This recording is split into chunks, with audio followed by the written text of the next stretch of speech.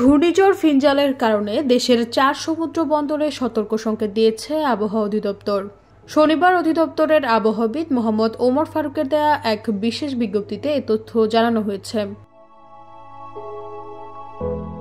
বিজ্ঞপ্তিতে বলা হয়, ঘূর্ণিঝড় ফিনজাল আজ সকাল 6টায় চট্টগ্রাম সমুদ্রবন্দর থেকে 1650 কিলোমিটার দক্ষিণ পশ্চিমে, কক্সবাজার সমুদ্রবন্দর থেকে 1605 কিলোমিটার দক্ষিণ পশ্চিমে, মোংলা সমুদ্রবন্দর থেকে 1505 কিলোমিটার দক্ষিণ পশ্চিমে এবং পায়রা সমুদ্রবন্দর থেকে 1515 কিলোমিটার দক্ষিণ পশ্চিমে অবস্থান করছিল। এটি আরও পশ্চিম উত্তর পশ্চিম দিকে অগ্রসর হয়ে শনিবার দুপুরের দিকে উত্তর তামিলনাড়ু উপকূল অতিক্রম করতে পারে।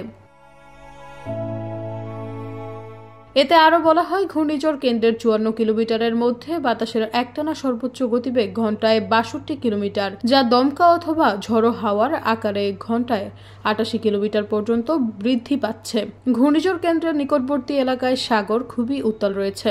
এর ফলে চট্টগ্রাম, কক্সবাজার, মোংলা ও পায়রা সমুদ্র বন্দর সমূহে 2 নম্বর দূরবর্তী হুঁশিয়ারি সংকেত দেখিয়ে যেতে বলা হয়েছে। এছাড়া উত্তর বঙ্গোপসাগর ও গভীর সাগরে অবস্থানরত সকল মাছ ধরার নৌকা ও ট্রলারকে পরবর্তী নির্দেশনা না দেওয়া পর্যন্ত উপকূলের কাছাকাছি থেকে সাবধানে চলাচল করতে বলা হয়েছে।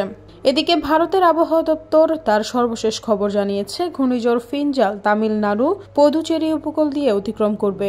এটি অতিক্রমের সময় কারাইকাল এবং মহাবালিপুরাম ও এর আশেপাশে বাতাসের গতিবেগ থাকবে 70 থেকে 80 কিলোমিটার, যা দমকা হাওয়া সহ 90 কিলোমিটার পর্যন্ত অতিক্রম করতে পারবে।